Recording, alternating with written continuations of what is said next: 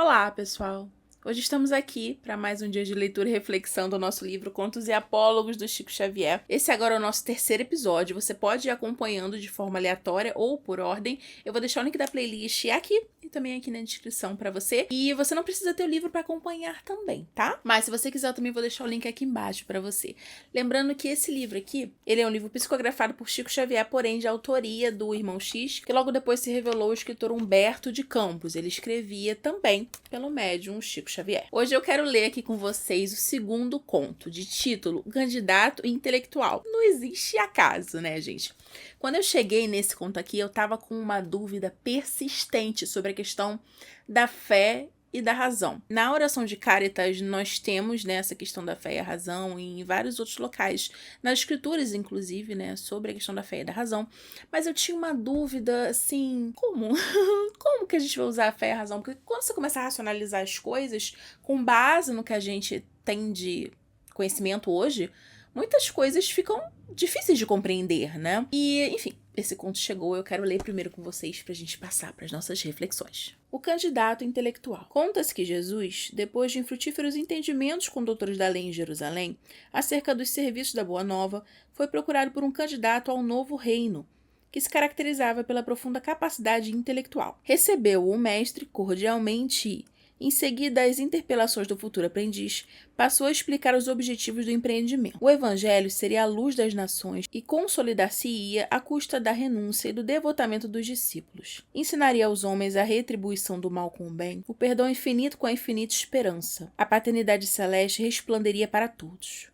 Judeus e gentios converter-se-iam em irmãos, filhos do mesmo pai. O candidato inteligente, fixando no Senhor os olhos arguciosos, indagou: a que escola filosófica obedeceremos?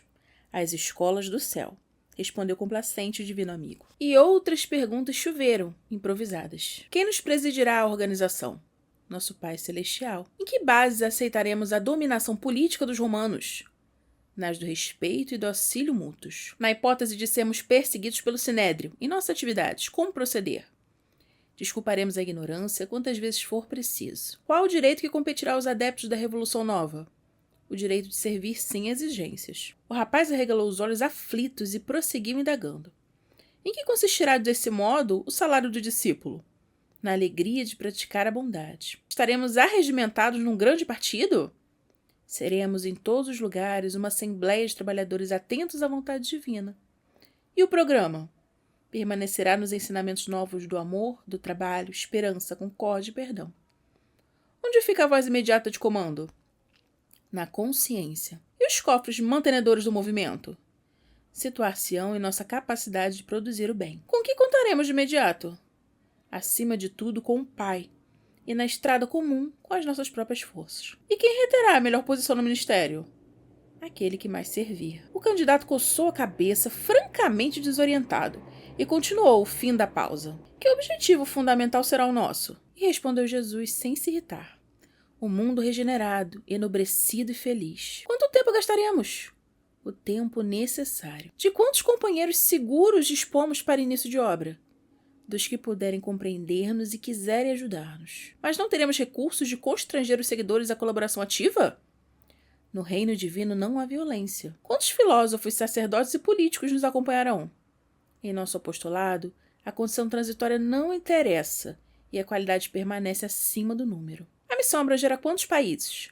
Todas as nações. Fará diferença entre senhores e escravos? Todos os homens são filhos de Deus. E em que sítio se levantam as construções de começo? Aqui em Jerusalém? No coração dos aprendizes. Os livros de apontamento estão prontos? Sim. Quais são? Nossas vidas. O talentoso adventício continuou a indagar, mas Jesus silenciou, sorridente e calmo. Após longa série de interrogativas sem resposta, o afoito rapaz inquiriu, ansioso: Senhor, por que não esclareces? O Cristo afagou-lhe os ombros inquietos e afirmou: busca-me quando estiveres disposto a cooperar. E assim dizendo, Jesus abandonou Jerusalém na direção da Galileia, onde procurou os pescadores rústicos e humildes que, realmente, nada sabiam da cultura grega ou do direito romano, mantendo-se, contudo, perfeitamente prontos a trabalhar com alegria e a servir por amor, sem perguntar. Que tapa, hein, gente? Que tapa! Quando eu tava lendo esse trecho, me vieram 2 suspiros, assim, que foram: É importante fazer tanto quanto for possível naquele momento. E o outro foi: não me preocupo com o que consta nas escrituras, e sim no que consta em minha consciência. E por que isso aqui me pegou num momento que eu estava em dúvida sobre a questão da fé e da razão? Quando a gente lê, por exemplo, esse conto, a gente fica pensando, todas as perguntas que esse jovem fez eram válidas. Ele queria saber onde é que seria construída a igreja, quais seriam os livros de base, quem seriam as pessoas de influência que estariam junto numa época que não tinha internet, não tinha telefone, não tinha nada, né? As cartas mal eram enviadas porque os pergaminhos eram muito caros, fazer papel era muito caro, né? Então, claro, ele queria saber como que a gente ia viabilizar isso, né? E aí Jesus veio com tanta simplicidade que o racional do menino ficou, isso aqui não parece ter viabilidade, entende? Então, no primeiro momento a gente pode até julgar ele, mesmo dentro desse conto, né? Mas quando você para pra analisar, quantas vezes a gente tá numa situação difícil que, assim, pela razão pura e simples, pela pura dedução, com base no que a gente vive, no que a gente conhece, no que a gente vê acontecer nesse mundo, né? A gente se vê em situações sem saída, ou nós vemos os nossos sonhos, nossos objetivos inviabilizados, questões aquém, né, muitas vezes. Nós, né, que não somos nós que provocamos.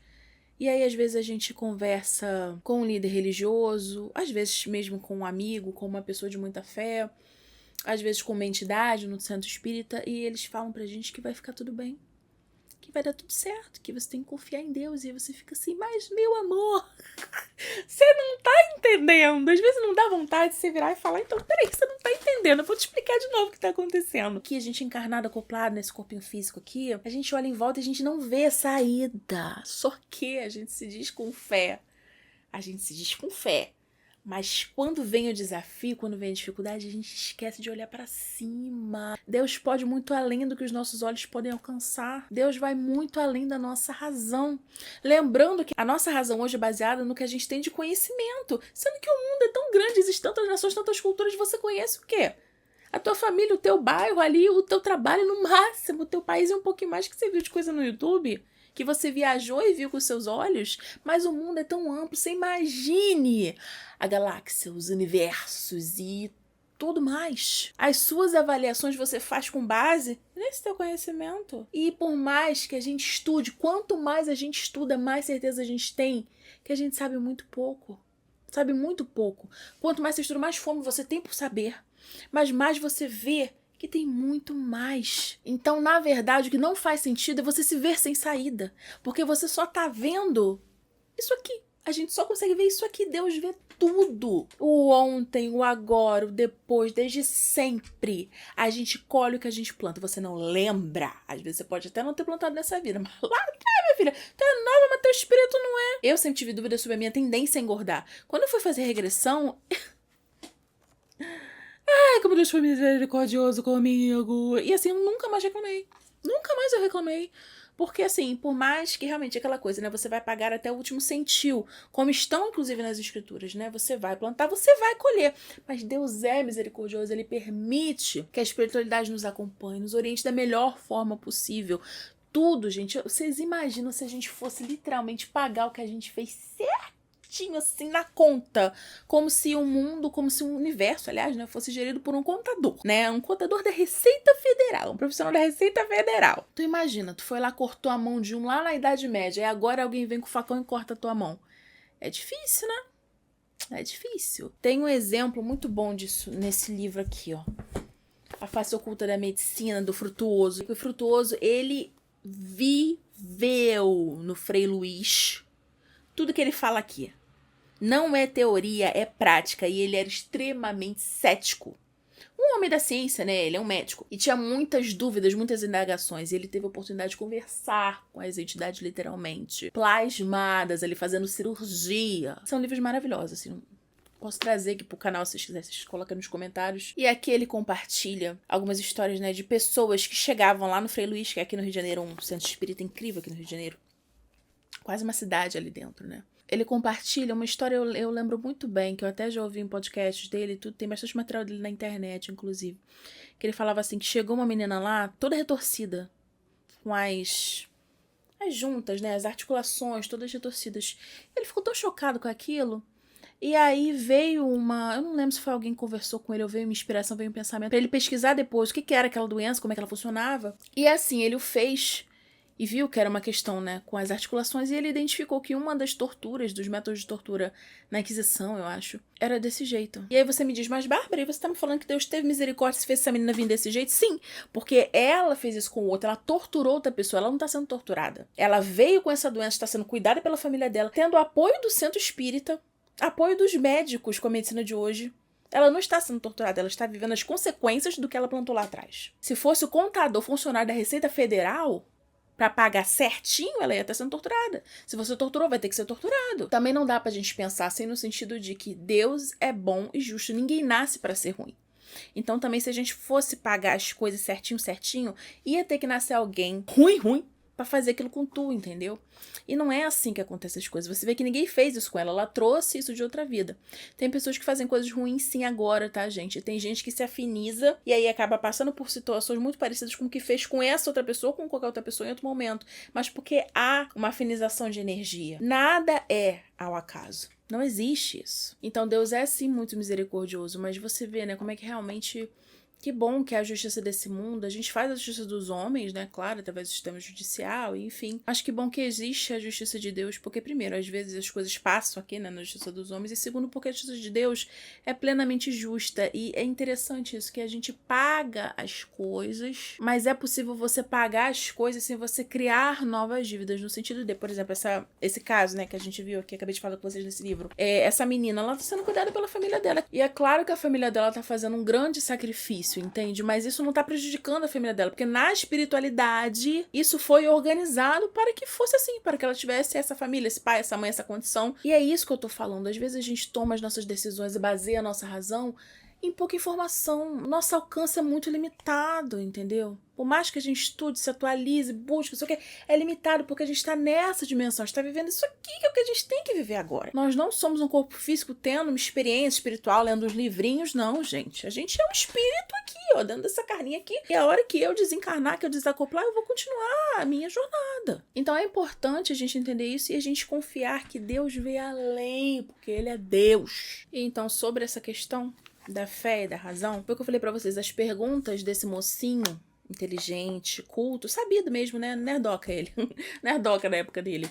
São válidas, elas são pertinentes, mas você entende que Jesus estava além, porque ele estava vendo pelos olhos do Pai, pelas possibilidades de Deus, entende? Ele sabia que ele ganhou aquela missão e Deus ia sabe aquela música? É muito engraçada, ela vive em meme essa música, mas é uma boa música, que é Deus proverá, é um negócio assim, entendeu? É verdade, cara. Deus te deu uma missão, Deus te deu um norte, Deus proverá. A gente tem que confiar que Deus vai prover o necessário. E o necessário não é você não passar por dificuldades, é você ter base, é você ter um apoio, é você receber ajuda, é você receber o conhecimento para que você tenha tudo que você precisa para passar pela dificuldade da melhor forma possível, gente. Os desafios fazem a gente crescer, são testes para nossa fé, são formas da gente pagar o centil, sabe? Pagar até o último centil. Às vezes a gente tá passando por coisas tão difíceis, mas é o que eu sempre falo aqui pra vocês. Podemos até ser novos aqui, mas a nossa alma é muito antiga. Só Deus sabe quem a gente era na época de Jesus. Só Deus sabe o que a gente fez no período da Inquisição, no período das Cruzadas, na ditadura militar. Só Deus sabe, entende? E às vezes a gente pensa em grandes genocídios, né? Mas, por exemplo, eu, né, com essa questão da obesidade. Quando eu fiquei sabendo através da regressão, né, o que tinha acontecido, uma das coisas que aconteceu, né, na verdade, porque a gente também tem acesso a poucas coisas, né? Uma das coisas que aconteceu pra eu ter vindo com essa tendência a engordar, eu só pude agradecer a Deus pela misericórdia, entendeu? E eu nunca mais reclamei. E assim, eu vi que você não precisa, tipo assim, matar um gordo, não. Você machuca uma pessoa, você ridiculariza uma pessoa, você agride alguém, você provoca dor em alguém, gente, aquilo vai voltar pra você, não vai voltar pra você. Depois que eu tive essa experiência na regressão, eu criei uma coisa que é assim, eu posso até na hora, tipo, fazer, mas assim que eu observo que eu fiz, eu vou lá e eu peço perdão, peço desculpa. A pessoa não precisa me dar, porque eu peço, ela me dá se ela quiser, mas eu quero que ela saiba que eu enxerguei o meu erro, entende? Que na hora eu fiz porque eu não podia fazer melhor. A gente faz o melhor que a gente consegue naquele momento. Às vezes a gente até tem conhecimento pra fazer melhor, tem o conhecimento, mas ainda não consegue colocar na prática. Às vezes a gente acha que o ser humano é ruim. Pior que ele esteja fazendo naquele momento é o que ele consegue, não é que ele não tenha conhecimento de fazer melhor. Ali naquele momento, por muitas e muitas questões, ele não consegue. Mas hoje, depois dessa experiência da regressão, eu não deixo passar. No começo foi muito difícil de você passar por cima do seu orgulho. Às vezes também você entende que você errou, mas não entende muito bem. Às vezes, mas a pessoa deu causa. Não, mas eu não podia reagir assim. Então, às vezes você fica assim, essa dualidade, nesses argumentos, tudo. Mas, cara, se eu vejo que não foi certo, na dúvida, Jesus faria isso? Jesus agiria dessa forma? Bárbara, mas Jesus era Jesus. Não, mas olha só, Jesus não era bobinho. Vocês lembram do rolê do templo? Se você não tem muita intimidade, assiste The Chosen, dá uma boa base, assim, uma base, tá? Uma base, lembrando que é uma dramatização. E o episódio em que ele fica danado e sai quebrando tudo, porque a galera começou a vender bugiganga no templo. E ele falava, isso aqui não era pra adoração a Deus? E aí, quer dizer, agora pra adorar a Deus tem que gastar tanto comprando não sei o que, tem que tirar sangue de não sei onde, tem que fazer o que. Não, cara, que isso? Não precisa disso, entendeu?